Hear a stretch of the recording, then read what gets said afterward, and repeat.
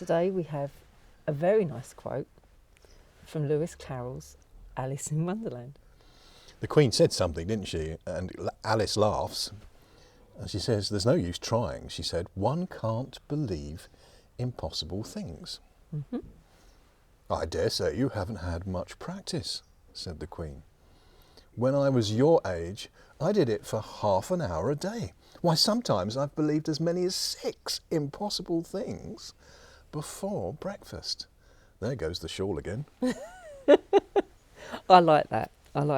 And funnily enough, when I read that, the person it made me think of is Sarah Butler.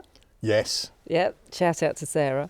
That sounds good as well. Shout out to Sarah. Shout out to Sarah. We've got giggles to Hammersmith and shout out to Sarah. We had a nice one-to-one quite a while back now. And Butler. obviously we were talking about all the proper sort of finance stuff and everything else and the mental well-being. And then she shared this story with me that she visualises sort of all through her life where she's wanted to be and what she's wanted to do. And she talked to her children about that as well. She got them to visualise it.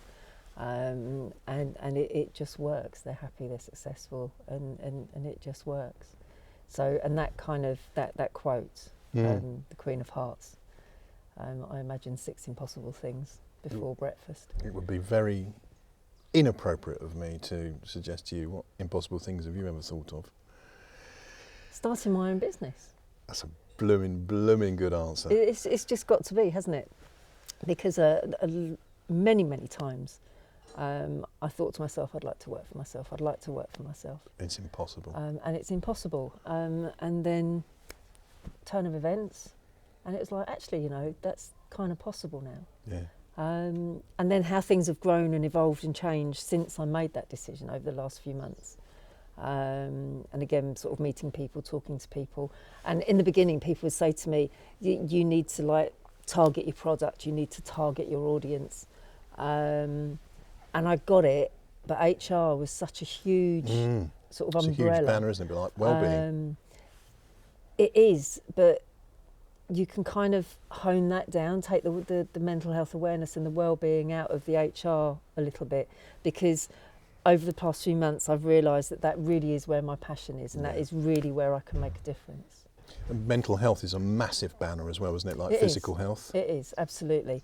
It goes everything from kind of like mild anxiety. We spoke about this the other week. Mild anxiety, stage fright. Being like stage fright, right the way through to sort of phobias and psychosis. I don't even know what psychosis is. Which is a huge problem. I'll have to look up psychosis. We'll talk about that in Bus Driver Speak next time. There's a fascinating story of Jacob in a good book, the book of Genesis, I think it is. And he wanted to marry one of Laban's daughters. And on the wedding night, I think he must have got wasted, because when he woke up in the morning, he got the ugly one, not the one he wanted. It's terribly sad and quite funny. And so he agrees to work with this trickster father-in-law for another 7 years, I think, for Rachel, the one that he really fancied. And his wages during that time were, I think it was the speckled goats and sheep. So that's what he agreed with Laban. And what he would do is when the sheep and the goats came to the watering troughs, he would take willow, I think it was willow, forgive me if I don't get the details right, but you'll get the concept, because this is what Sarah's talking about. Butler, you have to do that with her on the buses.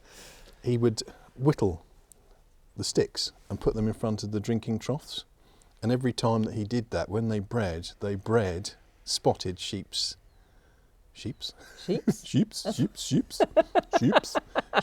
and goats. And then Laban changed his wages. He says, no, I'll have the spotted ones, you can have the plain ones. And so he had the plain sticks. I mean, it's weird stuff, but it worked. It worked. And true love. And just as a little token, my daughter Lauren, when she was little, she used to call them sheeps. It's much nicer, isn't it? Look, Mummy, look at all the sheeps. Sheeps. Saturday, isn't it? It's surreal. We're allowed to be a bit daft. See you tomorrow. Say goodbye, City. Bye-bye, City.